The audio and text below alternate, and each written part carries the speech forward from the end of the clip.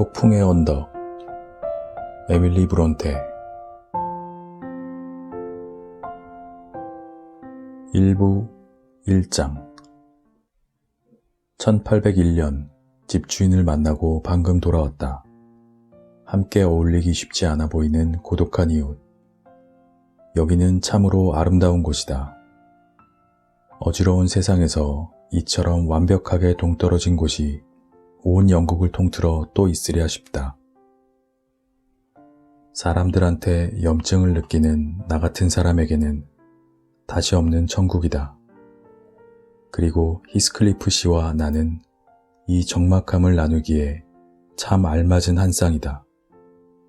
정말 멋진 친구가 아닌가. 내가 말을 타고 나타나자 그의 검은 눈은 의심을 가득 품고 눈썹 밑으로 쑥 들어갔으며 주머니에 있던 손은 내가 이름을 밝혀도 경계태세를 늦추기는커녕 코트 속으로 더욱 깊숙이 들어갔다. 그런 모습을 보면서 내가 호감을 갖게 됐다는 사실을 그는 상상도 하지 못했으리라. 히스클리프 씨입니까? 내가 말했다. 고개를 끄덕이는 것이 그의 대답이었다. 로구드라고 합니다. 새로 새들어 살게 됐습니다. 도착하자마자 찾아뵙는 게 예의라고 생각했지요. 스러시 크로스 농장을 빌려달라고 끈질기게 부탁드려서 폐를 끼친 건 아닌지 말씀도 드려야겠고 해서 말입니다. 어제 들었는데 히스클리프 씨께서 다른 생각이 있으셨다고. 스러시 크로스 농장은 내 소유요. 얼굴을 찌푸리며 그가 내 말을 끊었다. 성가시게 하는 사람은 절대 용납하지 않습니다. 내가 할 수 있는 한 말이요. 들어오시오. 들어오시오라는 말은 꽉 담은 입술 사이를 비집고 나오며 마치 꺼져버려 라고 하는 듯한 느낌을 주었다. 그가 기대고 섰던 문도 들어오라는 말과 달리 열리지 않았다. 그런데 오히려 이런 상황이 나를 그 초대에 응하게 만든 것 같다. 나보다도 더 심하게 무뚝뚝해 보이는 이 사람에게 흥미를 느끼게 된 것이다. 내가 타고 간 말이 가슴으로 울타리를 자꾸 밀어내는 모습을 보고서야 그가 주머니에서 손을 꺼내 말을 풀어주었다. 그러고는 돌이 깔린 길을 그저 말없이 앞장서 걸어갔다. 안뜰에 다다랐을 때 그가 하인을 불렀다. 조셉, 로구드 씨 말을 끌고 가 포도주 좀 가져오고. 한 사람에게 두 가지 일을 한꺼번에 시키는 것을 보고 하인이 저 사람뿐인가 하는 생각이 들었다. 돌틈에서 풀이 자라는 게 당연하구나. 울타리의 잡초를 손질하는 건 소밖에 없겠군. 조셉은 나이가 지긋한 사나이, 아니 늙은이였다. 건강하고 다부져 보였지만 나이는 꽤나 많은 듯 했다. 주님 도와주셔서. 그는 내게서 말을 넘겨받으며 불만 가득한 낮은 목소리로 혼잣말을 중얼거렸다. 그러면서 나를 무척이나 못마땅하다는 듯 쳐다봤는데 나는 그저 그의 신앙심 가득한 그 말이 저녁 식사를 소화시키기 위해 하나님의 도움이 필요하기에 튀어나온 말이지 내가 갑작스럽게 찾아와서 그러는 것은 아니라고 너그러이 생각해 주기로 했다. 폭풍의 언덕은 히스클리프 씨 집의 이름이다.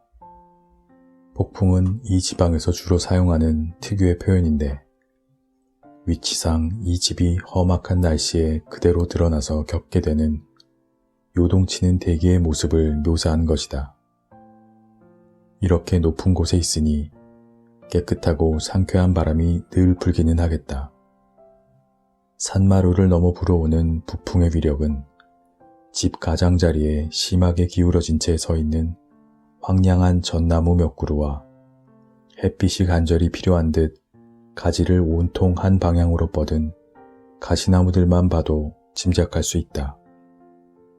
다행히도 선견지명이 있던 건축가는 집을 튼튼히 지었다. 좁은 창문은 벽 안쪽 깊숙이 밀어넣었고 모퉁이마다 커다란 돌을 돌출시켜 바람을 막았다. 문지방을 넘어서기 전에 나는 잠시 멈춰서서 집 정면을 좀 과하다 싶게 장식하고 있는 수많은 기괴한 작품들을 보며 감탄했다.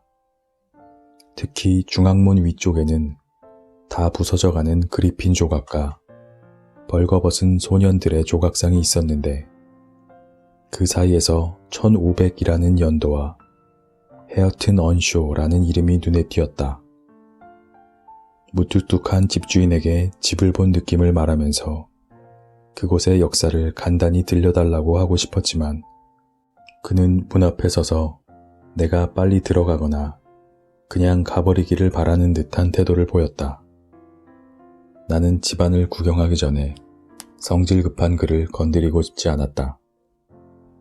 한 발 들어서자 접견실이나 복도 없이 바로 가족용 거실이 나왔다. 이 고장에서는 특이하게도 이곳을 집이라고 부른다. 대개 부엌과 응접실이 합쳐진 공간을 가리키는데 폭풍의 언덕에서는 부엌이 다른 곳으로 밀려난 듯 했다. 아무튼 두런거리는 말소리와 그릇 부딪히는 소리가 안쪽 깊숙한 데서 들려왔다.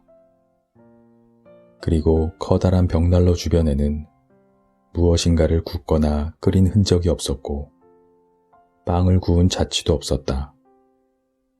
벽에도 구리 냄비나 양철 어레미 같이 반짝이는 물건이라고는 하나도 걸려있지 않았다. 사실 한쪽 끝에 반짝이는 것이 있기는 했다.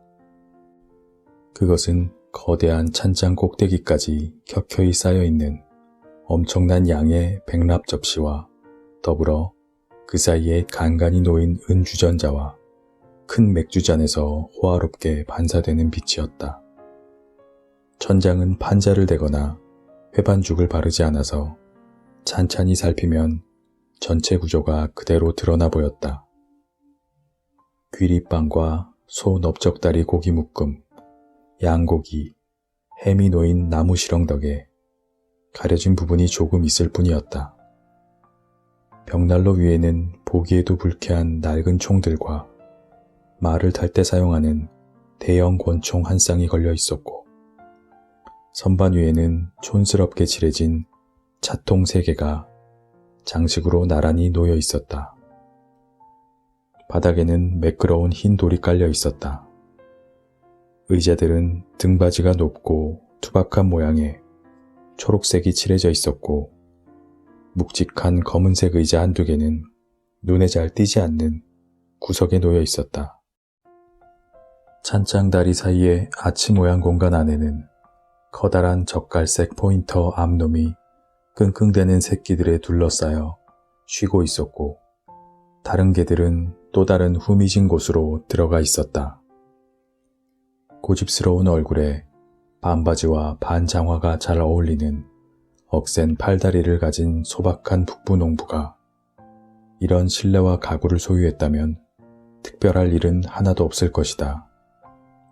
원형 탁자 위에 거품 가득한 맥주잔을 놓고 팔걸이 의자에 앉아있는 그런 농부는 이 언덕 주변의 5, 6마일 안에서는 어디에서나 흔히 볼 수 있다. 저녁 식사 후 때만 잘 맞춰간다면 말이다.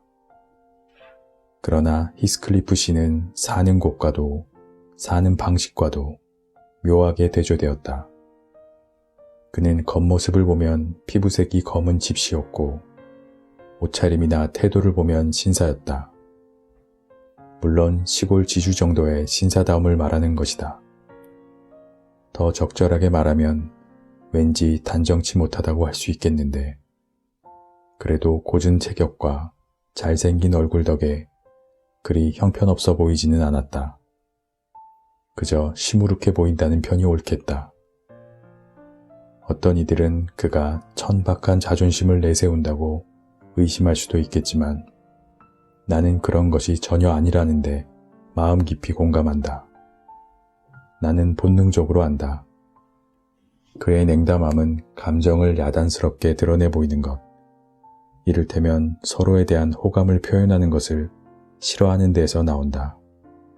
그는 사랑도 미움도 똑같이 숨길 것이며 사랑이든 미움이든 누군가에게 줬다고 해서 다시 돌려받는 것은 어딘지 부적절하다고 여길 것이다. 아니, 내가 너무 앞서갔다. 내 맘대로 내 성격을 그에게 투영하고 있다. 히스클리프 씨는 나와는 전혀 다른 이유로 친구가 될지도 모르는 사람을 만났을 때 손을 내밀지 않는지도 모른다. 내 성격이야 워낙 특이하지 않은가.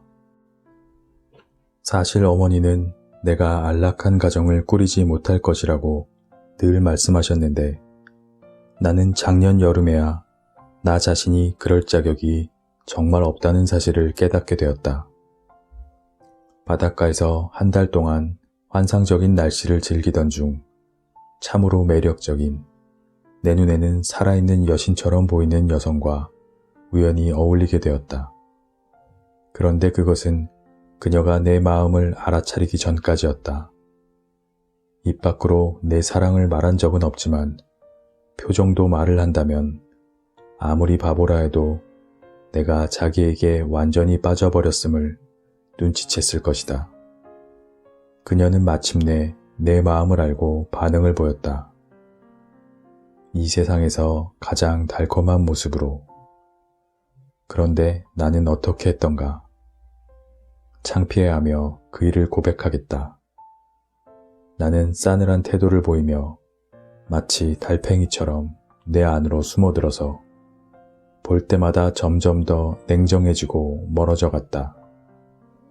가엾고 순진한 그녀는 마침내 자신의 느낌에 의심을 품게 됐고 실수했다고 생각하면서 어쩔 줄 몰라 당황해하다가 어머니를 졸라 그곳을 떠났다. 이런 기이한 성향 때문에 나는 일부러 냉정하게 구는 사람이라는 평판을 얻게 되었지만 얼마나 가당치 않은 일인가. 오직 나만이 알 뿐이다. 나는 집주인이 앉으려고 하는 쪽과 반대쪽인 벽난로 끝부분으로 가서 자리를 잡았다. 그리고 침묵을 메우고자 어미개를 쓰다듬으려 했다.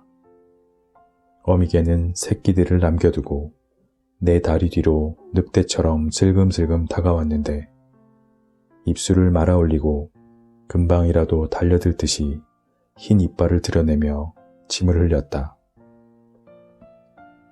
내가 쓰다듬어 주자 어미개는 목 깊숙한 곳에서부터 길게 으르렁거리는 소리를 냈다. 내버려 두는 편이 좋을 거요. 히스클리프 씨는 개가 더는 사납게 굴지 못하도록 발로 한번 걷어차고 개와 똑같이 으르렁거리는 소리로 말했다. 그 개는 쓰다듬어 주는데 익숙하지 않소. 애완용으로 키우지 않으니까.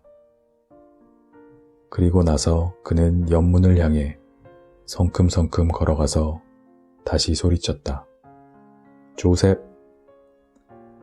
조셉은 지하 저장고 깊숙한 곳에서 뭐라고 중얼거렸는데 올라올 것 같은 기미는 보이지 않았다.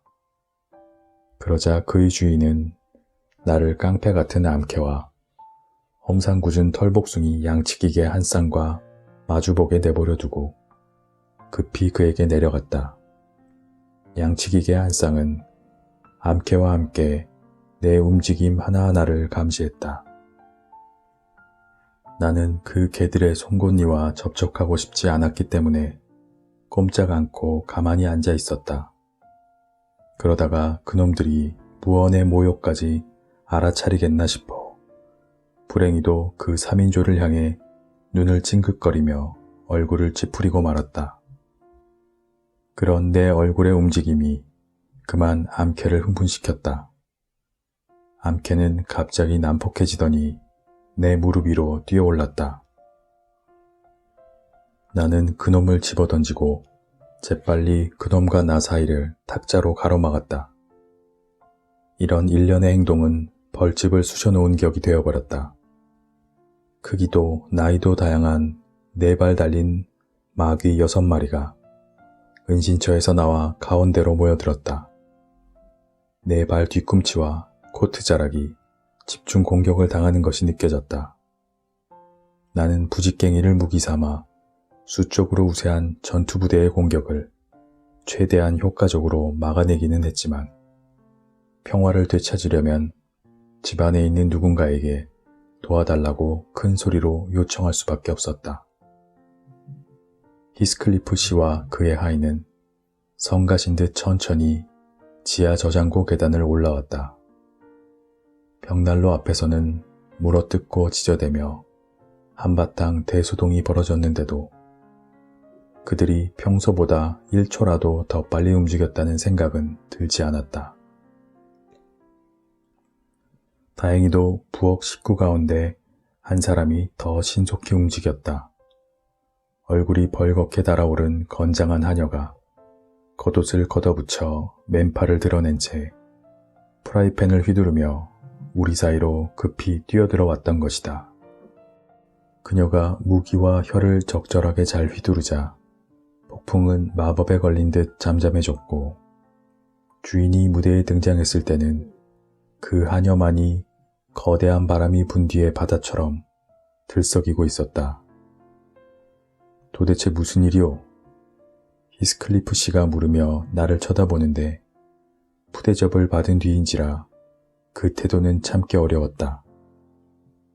이게 무슨 일인지 나 원참. 나는 투덜거렸다. 막이 들린 돼지떼라 한들 당신의 짐승들보다 더 나쁜 영혼을 갖고 있지는 않을 겁니다. 손님을 호랑이 무리와 함께 내버려둔 거나 마찬가지 아닙니까? 그 개들은 가만히 있는 사람한테 쓸데없이 참견하지 않소. 그는 내 앞에 술병을 내려놓고 탁자를 제자리로 옮기며 분명히 말했다. 개들이 집을 지키는 건 당연한 일입니다. 포도주 한잔 하시겠소? 아니요, 됐습니다. 물리지 않았소? 물렸다면 나를 문 놈에게 주먹을 날려 인장을 찍어줬을 겁니다. 히스클리프 씨는 얼굴 표정이 풀어지면서 빙긋 웃었다. 자, 그가 말했다. 당황하셨군요, 로구드 씨. 포도주 한잔 마셔요. 이 집에는 손님이 하도 드물어서 솔직히 고백하면 나나 개들이나 손님 접대하는 법을 잘 모르오. 자, 당신의 건강을 위해서 건배. 잡견 일당이 잘못한 일로 부르퉁해서 앉아있는 것은 바보짓이라는 생각이 들어서 나는 약간 고개를 숙여 인사하고 함께 건배를 했다. 게다가 그의 기분이 바뀐 걸 보니 내 쪽에서 그에게 더는 즐거움을 주고 싶은 생각이 추호도 들지 않았다. 그는 좋은 세입자를 기분 상하게 해봤자 어리석은 짓일 뿐이라는 분별 있는 생각을 하게 되면서 마음이 바뀌었는지 대명사와 조동사를 잘라먹는 무뚝뚝한 말투를 조금 누그러뜨리며 내가 관심 있어 할 만한 주제, 즉 현재 내가 칩거하고 있는 곳의 장점과 단점을 이야기하기 시작했다. 나는 우리가 다루는 몇 가지 주제에 대해서 그가 아주 청총하다는 사실을 알 수 있었다. 그리고 집에 돌아오기 전에는 내일 다시 방문하겠다고 청할 정도까지 마음이 누그러졌다. 그는 분명 내가 다시 밀고 들어오길 바라지 않았다. 그럼에도 나는 갈 작정이다. 그에 비하면 내가 얼마나 사교적으로 느껴지는지 놀라운 일이다.